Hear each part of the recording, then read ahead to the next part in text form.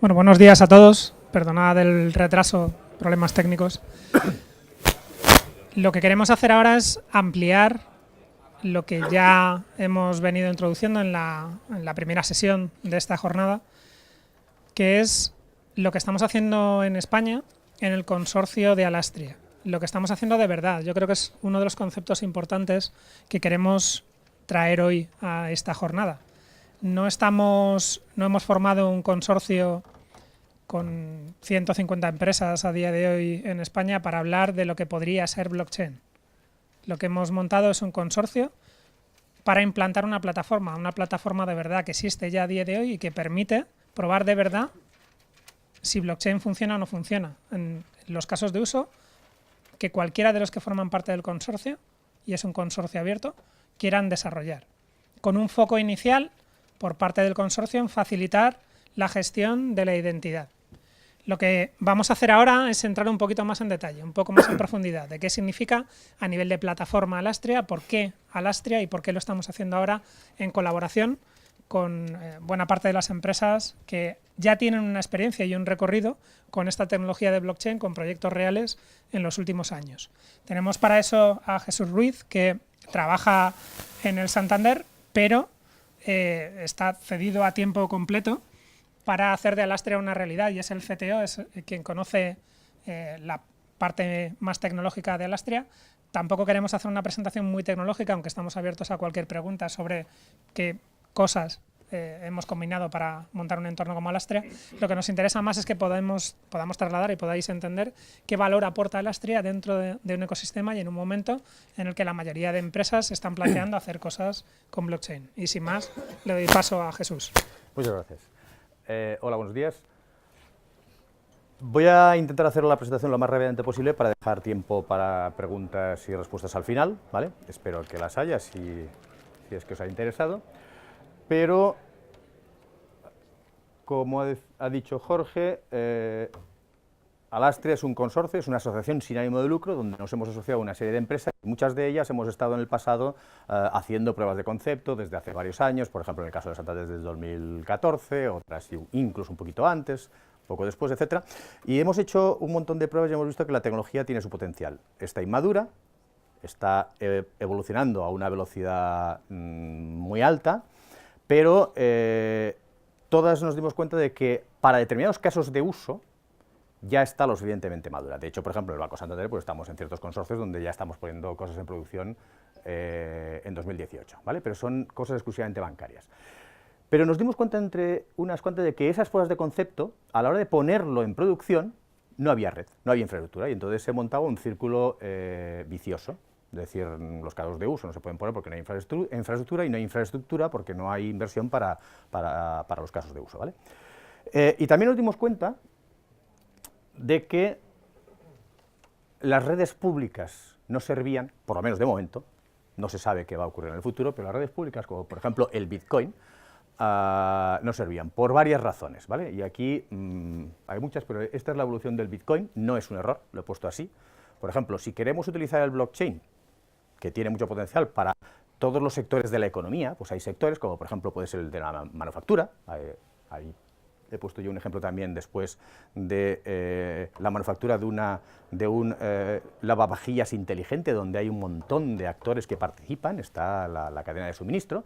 Pues entonces, bueno, pues ese es el valor, por ejemplo, de un empresario que invierte un bien físico en fábricas, máquinas, herramientas, en capital humano, etcétera. Pues esa es la depreciación de sus bienes físicos, si el Bitcoin fuera la moneda de un país. En ese país imaginario la economía es hiperdeflacionaria y no hay ningún incentivo para hacer inversiones en bienes físicos porque se deprecian, porque la moneda, en realidad, tiene un coste muy alto. Es decir, no solamente eso, sino que además los costes por transacción, por ejemplo, si el Bitcoin se utilizara para hacer transacciones, pues cada transacción ahora cuesta $30, o 35, o 25, o yo qué sé, no se sabe. Es decir, son costes muy altos, una capacidad transaccional muy baja, y además impredecibilidad de los costes, es decir, que la empresa no puede hacer sus presupuestos. Entonces, he intentado representar aquí lo que es el continuo de la ecuación de la confianza. Por un lado tenemos aquí los sistemas absolutamente centralizados, por ejemplo un banco, donde tiene la característica de que todos los actores, tanto ciudadanos como empresas, que quieran interactuar con el banco, tienen que confiar en ese banco y en lo que está diciendo. Es decir, es un sistema absolutamente centralizado, incluyendo la confianza. Y en otro extremo tenemos los sistemas que llaman trustless, que no quiere decir que no tengan trust, quiere decir que no es necesario que los diferentes actores confíen unos con otros, con lo cual no es necesaria esa confianza para que el sistema funcione. Y eso es lo que han demostrado las redes públicas, y muy bien, por cierto, tanto Bitcoin como Ethereum, pero tiene ciertos problemas. Después, por otro lado, tenemos que han ido apareciendo los consorcios privados, típicamente monoindustria, de unos cuantos actores que, utilizando la tecnología que hay por debajo de blockchain, se han montado unos sistemas cerrados, consorcios, permisionado quiere decir que solamente unos cuantos tienen acceso a ese consorcio, están perfectamente identificados, tienen una serie de responsabilidades, etcétera. Con lo cual son como los consorcios que ahora existen, pero con una gran ventaja: no hace falta crear una joint venture, no hace falta un operador central para poder llevar a cabo nuestras acciones comerciales. Y eso se está produciendo ahora mismo. Las cosas que os he mencionado, de que estamos poniendo en producción durante este año, pues son básicamente consorcios privados y también utilización de blockchain dentro de lo que sería una gran multinacional, ¿vale? Pues hay un hueco, y ese es el hueco que intenta llenar Alastria, y tiene la intención de ser lo más parecido a una red pública, con esas características que tiene la red pública de ser lo más trustless posible, pero sin esas desventajas. Y aquí es donde aparece pues el concepto de red pública permisionada, porque queremos que las transacciones que vayan a hacer los socios de Alastria en ese blockchain tengan validez legal y que sean compatibles con la regulación. Es un término muy genérico y que tiene muchas dimensiones y aristas, ¿vale? Pero ese es el objetivo fundamental, es decir, utilizar el blockchain para hacer transacciones comerciales con validez legal. Por ejemplo, pues una de las reglas, aunque no está aquí, ¿vale?, hay muchos detalles, es que los nodos tienen que estar en la Comunidad Europea, ¿vale? Sin criptomoneda embebida, porque ese es el problema que causa, bueno, ese es lo que causan todos los problemas que había mencionado antes, ¿vale? Es decir, que lo que queremos es que la infraestructura sea una infraestructura lo más pública posible, con un acceso lo más abierto posible a todos los actores de la economía española. Y ese coste, que en una red pública está basado pues en matemáticas, teoría de juegos, etcétera, y esa criptomoneda embebida es la misma, o sea, es la que permite que opere la red y que funcione la red, es la misma que después se gestiona en los mercados y que tiene los altos y bajos. El hecho de que estén unidos hace que esa tecnología pues tenga las características de las redes públicas.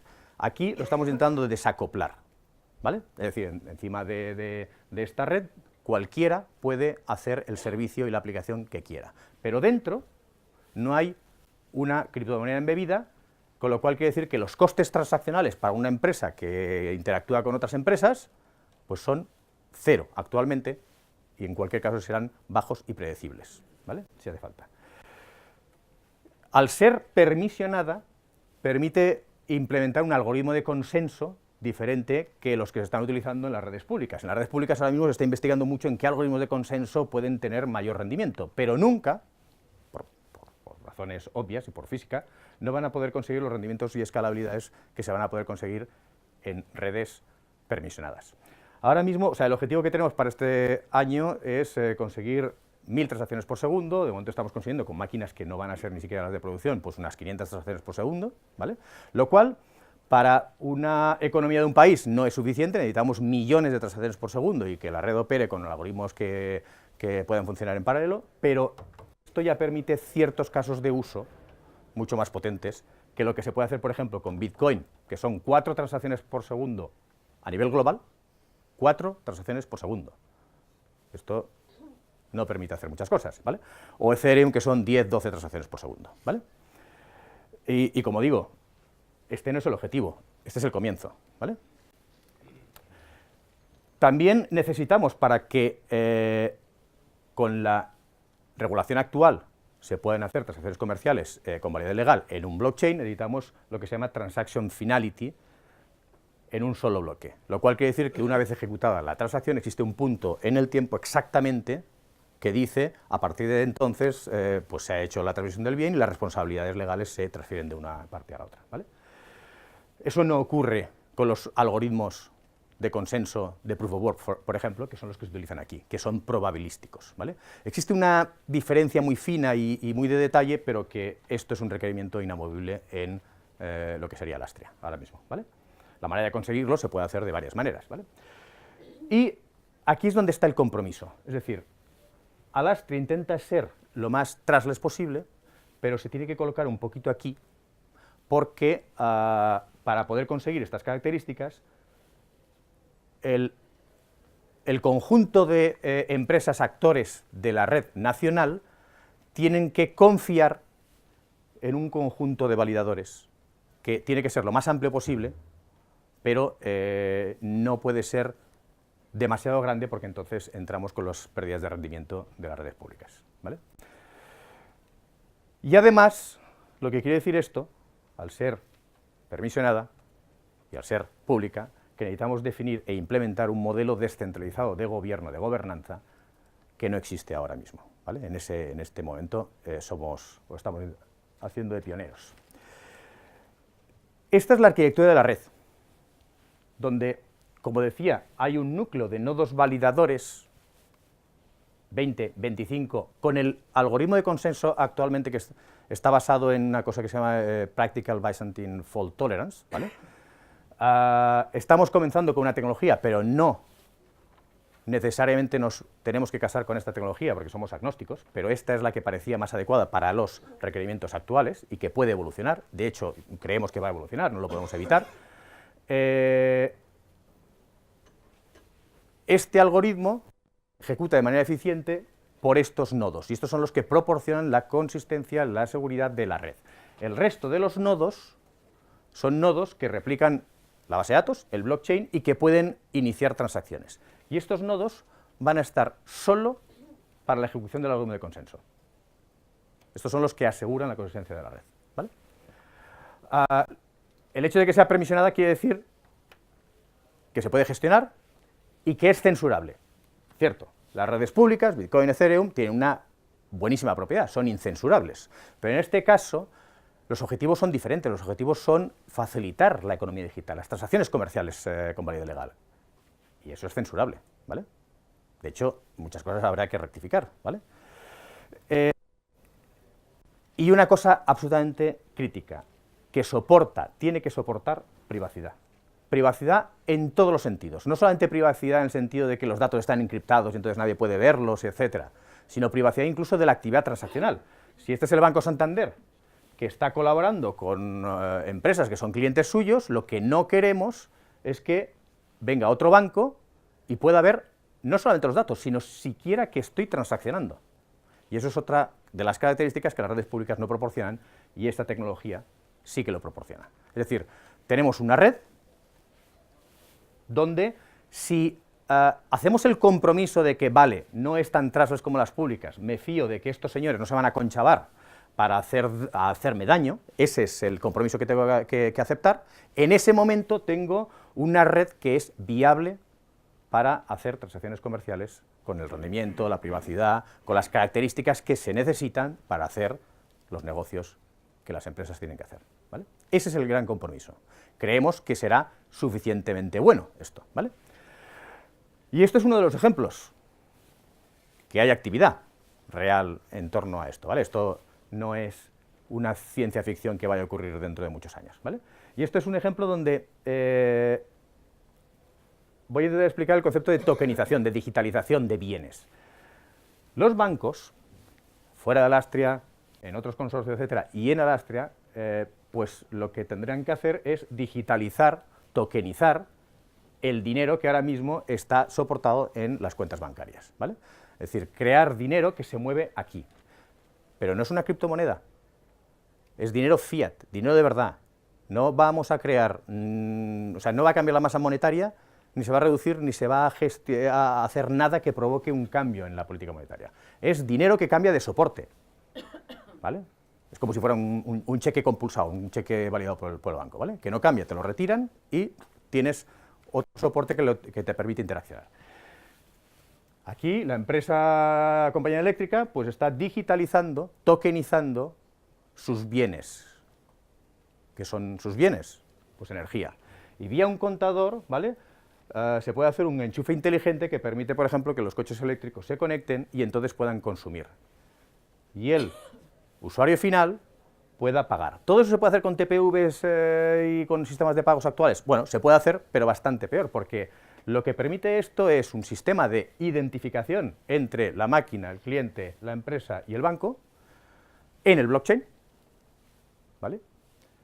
Y además interactuar en tiempo real, por ejemplo, en la provisión de un servicio. Esto lo que permite es que el contador da permiso para que se suministre una determinada cantidad de energía, se reclama el pago, se realiza el pago, con la garantía de dinero que está garantizado por los bancos, el sistema bancario, y cuando se ha realizado el pago de esa cantidad de energía, se suministra la siguiente. Entonces esa cantidad de energía puede ser cada 3 segundos, puede ser 1 vatio, lo que sea, lo cual quiere decir que hemos eliminado el prepago y el pospago, y estamos realizando un pago en tiempo real donde hemos reducido el riesgo de las partes. Eso es gracias a que aquí están digitalizados, tokenizados los bienes gestionados por esas empresas. Y el objetivo de Alastria es que todas las empresas participantes digitalicen, tokenicen esas partes de esos bienes, tanto digitales como físicos, que están gestionando en el mundo real. Con lo cual, no estamos cambiando, en el Banco Santander no vamos a cambiar todo el core banking, todos nuestros sistemas los vamos a colocar en el blockchain, sino que estamos comenzando con un enfoque, todos, que parece práctico, porque es viable, es realizable, de poner aquí, en el blockchain, lo que yo llamo gemelos digitales de los bienes que ya se están gestionando. No estamos cambiando todo, estamos poniendo representaciones digitales en el blockchain que, gracias a los smart contracts, se comportan de manera inteligente y pueden interaccionar con los otros gemelos, con otros objetos, que en realidad representan bienes reales. Eso no quiere decir que en Alastria no se puede hacer todo 100% digital. Lo que quiere decir es que muchas de las empresas del consorcio, lo que estamos pensando en realidad es en hacer esa representación que permite gestionar de manera mucho más eficiente los bienes que ya estamos gestionando, ¿vale? Bueno, este es un ejemplo de la manufactura, ¿vale? Y en este ejemplo, donde estamos fabricando una lavavajillas inteligente y hay un montón de actores, pues ¿cómo se puede utilizar el blockchain ahí?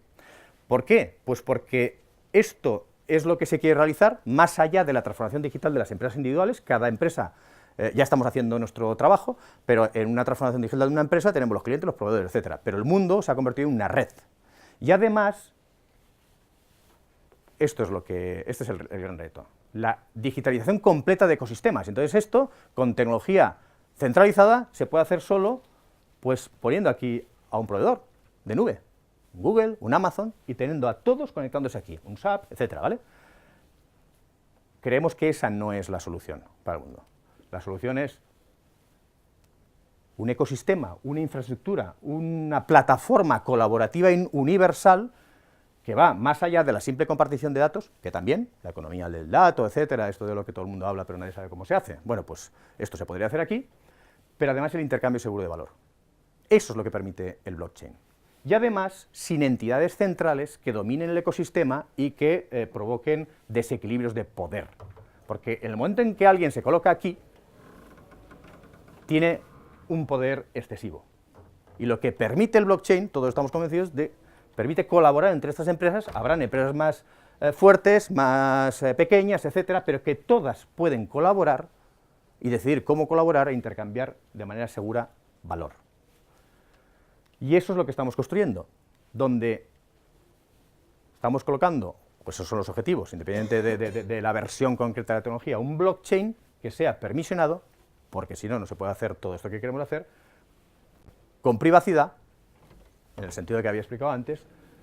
Necesitamos una identidad, que además le estamos aplicando el esquema de identidad soberana, es decir, allí donde el ciudadano puede controlar y gestionar toda su identidad. Identidad en el sentido amplio, no solamente quién soy, sino qué puedo hacer, ¿vale?, qué sé, etcétera.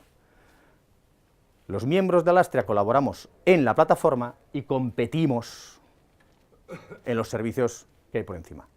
Y esa es la gracia. Gracias al blockchain se puede separar perfectamente lo que es la construcción de la plataforma, que es lo más parecido a un bien público que se puede imaginar uno, de donde se van a ejecutar los servicios que proporcionan los beneficios a las empresas.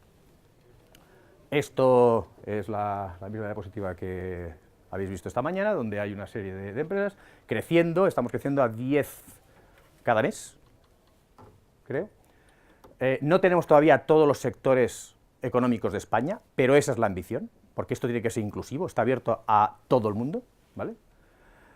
Y esto es cómo se está gobernando ahora, este es el esquema. Y aquí, de nuevo, no me he equivocado pintando la junta directiva abajo. Es que la asociación no es una estructura jerárquica, no se gestiona así, sino que la junta directiva es necesaria, ¿vale?, para que sea eficiente el gobierno, pero está soportando una serie de comisiones o comités, donde está el comité tecnológico, el comité legal, porque esto no es tecnología que se pone y se dice: oye, pues a ver cómo lo usamos. Es al revés, lo que estamos construyendo está basado en todo lo que se ha trabajado ya y se está continuando trabajando, los requerimientos legales.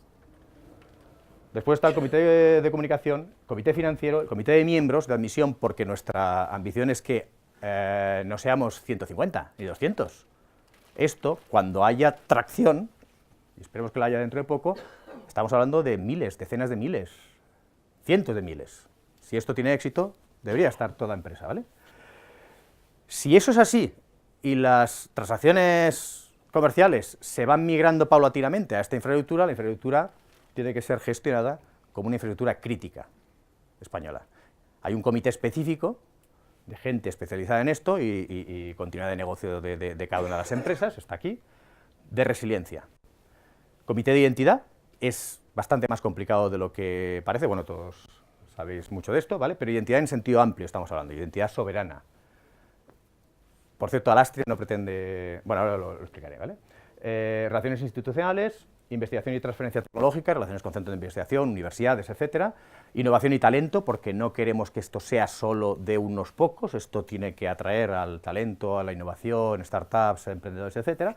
Y por encima de esto está el equipo técnico con la plataforma. Yo estoy coordinando esto, con el nombre CTO es porque aquí no existe ningún nombre equivalente, porque yo no ordeno nada, yo no digo cómo se tienen que hacer las cosas y punto. Es un esfuerzo colaborativo, donde aquí hay empresas que están colocando personas a coste cero para la plataforma, porque creen realmente en que esto tiene futuro, ¿vale? Y entre todos estamos construyendo esto, ¿vale? Y esto es lo que... 5 minutos, venga, pues ya está. Son esta es la última y la otra. Identidad, Alastria ID. En realidad, bueno, lo que queremos es que las empresas asociadas puedan implementar productos y servicios cumpliendo con la regulación española y europea. Alastria no quiere proporcionar servicios, eso es función de los asociados. Alastria es la infraestructura. Pero claro, para que cumpla con los requisitos mínimos y o poder homogeneizar todo, necesitamos definir una identidad, y esto es lo que he intentado poner aquí en esta diapositiva, donde están los niveles de seguridad, tomados de EIDAS, alto, sustancial y bajo, etcétera. Después hay otro de desconocido, ¿vale? Pero que en realidad, y ahí es donde digo, no, Alastria no proporciona una identidad, Alastria proporciona el mecanismo por el cual todas las empresas participantes y entidades participantes pueden ponerse de acuerdo en la interoperabilidad de esa identidad, además extendida, con atributos extendidos, ¿vale? Entonces, los procesos de verificación de identidad lo tienen que hacer las entidades que lo están haciendo ahora, creemos, ¿vale? Es decir, el DNI no lo elimina. Lo que sí que estamos haciendo es, si recordáis el ejemplo de tokenización, representación de dinero en el blockchain, tokenización de energía, tokenización de minutos de comunicación, tokenización de todos los assets, ¿vale? Aquí lo que estaríamos haciendo sería tokenizando, representando esas identidades que ya existen en el blockchain. Concepto novedoso, ¿vale? Entonces, no estamos inventando ninguna identidad, nos estamos basando en precisamente todas las identidades que existen para que todo el mundo pueda subirla, ¿vale? Y los consumidores van a poder decir, pues bueno, dependiendo de mi proceso y de mis requerimientos legales y de lo que yo quiero, pues le voy a solicitar determinada información, por cierto, granular, determinados atributos y además con un determinado nivel, ¿vale? Y esto no lo voy a explicar en detalle, pero esto es lo que intenta representar lo que estaba diciendo. Identidad en sentido amplio, ¿vale? Identidad donde tienes unos atributos inherentes a la persona, por cierto, personas, ¿vale? Personas legales, jurídicas, los activos, es decir, las cosas también van a tener ese tipo de identidad, ¿vale? Porque van a poder interactuar, siempre de una manera particular. Atributos acumulados, atributos designados, todos esos atributos gestionados de manera soberana por el propietario de la identidad, que es el ciudadano, ¿vale? Y aquí también hay más detalles, pero yo creo que llegamos a la conclusión. Gracias a tener una gestión de la identidad legal, ¿vale? Que no una provisión de identidad, podemos dar validez legal a todas las operaciones que se produzcan en Alastria, ¿vale? La tokenización es el concepto básico que queremos aplicar a absolutamente todos los bienes, tanto digitales como físicos, que se gestionan ahora por parte de las empresas, porque eso lo que permite es hacer una digitalización completa, no solamente de cada una de las empresas, sino que poder interactuar y digitalizar ecosistemas, gracias al blockchain. Y la colaboración entre grandes y pequeños, creemos que va a provocar un ecosistema donde la innovación se va a disparar. Y eso es todo.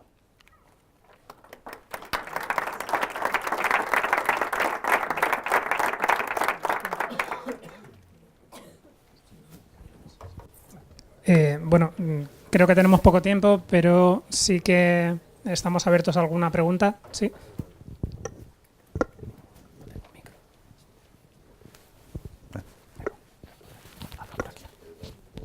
Sí, hola, muy buenas.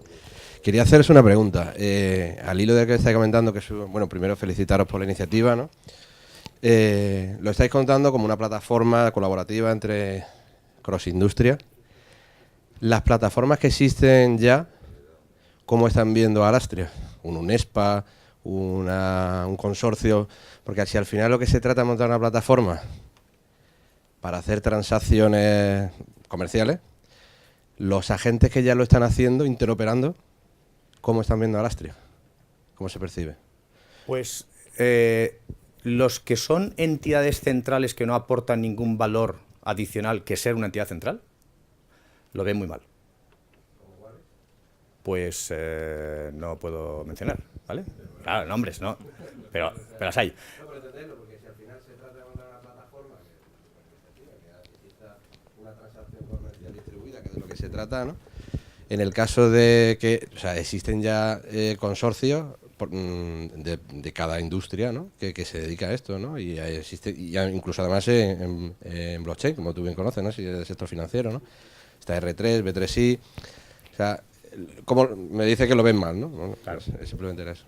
Yo creo que uno de los aspectos fundamentales que ha comentado antes Jesús es que no solo existen consorcios verticales que están haciendo cosas con blockchain, es que las empresas que participamos en Alastria también estamos en esos consorcios y seguimos haciendo cosas en esos consorcios para entornos centrados en el negocio de esos consorcios. Por ejemplo, Santander pueda estar participando con otra tecnología completamente distinta que pueda ser Ripple, por ejemplo, para poder facilitar el intercambio de dinero entre entidades.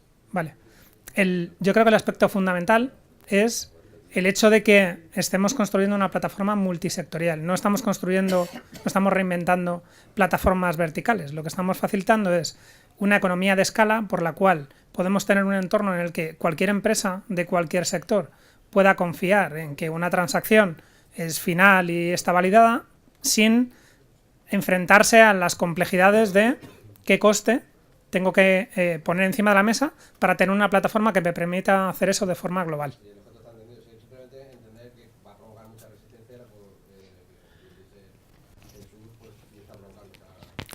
Resistencia de entidades que tienen que desaparecer, porque no aportan valor en este mundo. Las que aportan valor, que es lo que suele ocurrir, por ejemplo, en un operador, un regulador, y ahora menciona la CNMV, pues, ¿qué opinión crees que tiene de esto? Fantástico, porque ahora mismo, con la tecnología no blockchain, muchas veces el que gestiona, el que regula, el que controla un determinado ecosistema, el que gobierna, porque el blockchain no elimina la gobernanza de un sistema, sobre todo cuando estamos hablando de temas regulados, tiene dos problemas, la regulación y la operación. Y la operación no está en su misión, pero la tiene que hacer porque no existe otra manera que una base de datos central. El tener una base de datos descentralizada le permite, por ejemplo, al regulador, pues estar participando estar observando e incluso verlo en tiempo real. Entonces, es una bendición para estas entidades. Hay entidades que aportan valor y que están operando, y no solamente reguladores. Bueno, esto les da la posibilidad de hacer los mismos servicios o mejores de manera más eficiente y a menor coste. Es un win-win-win para todos. R3, por cierto, que lo habías mencionado, no es una entidad que tenga una producción. Alastria, a diferencia de otros consorcios, ¿vale?, o de asociaciones, no es una asociación para hablar de blockchain y de lo maravilloso que es el blockchain. Es una infraestructura de producción. Punto. ¿Vale? Y a partir de ahí los asociados a sacar beneficio. Sí. Sí. Perdón, Pablo Esteban de Banco Provincia. 2 preguntas cortas. Has comentado los problemas de escalabilidad que tiene precisamente por el uso de los algoritmos probabilísticos para hacer la verificación y consenso, ¿vale? Todo lo que es la minería de datos. Realmente las tarifas de transacción, precisamente en esas redes, están aumentando. Precisamente a mayor volumen baja la usabilidad. ¿Cómo solucionáis el tema de las tarifas vosotros? ¿Qué estrategia tenéis ahí?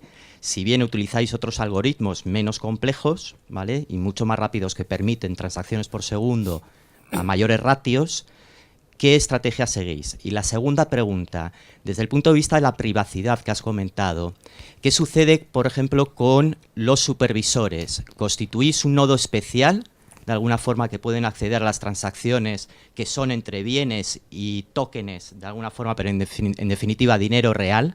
¿Vale? ¿Cómo solucionáis ese tema de la supervisión de las transacciones? Vale, trato de responder de forma rápida. ¿Por qué cuesta una transacción en Ethereum?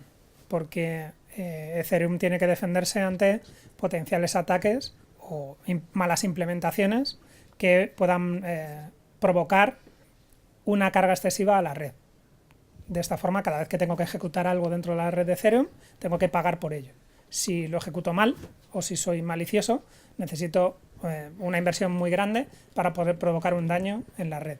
¿Qué es lo que sucede en Alastria? Las empresas que mantenemos los nodos validadores en Alastria, lo mantenemos para dar esa capacidad de poder publicar servicios sobre la red.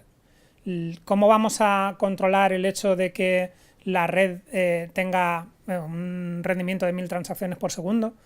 Dimensionando nuestros nodos, pero no necesitamos protegernos ante un ataque haciendo que el coste de la transacción haga inviable la generación de negocio sobre la red, con lo cual no se nos va a remunerar por las transacciones que vamos a validar en los nodos, ¿vale?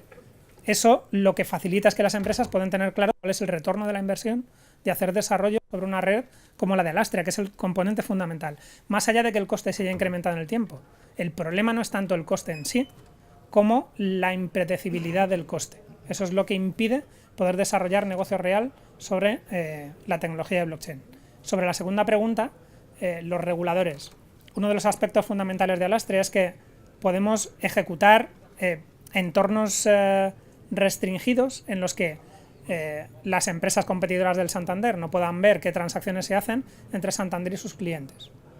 Pero, ¿por qué no facilitar el que un regulador sí que tenga capacidad de poder ver en tiempo real cuáles son las transacciones desde el punto de vista regulatorio por cumplimiento de cualquier tipo de normativa?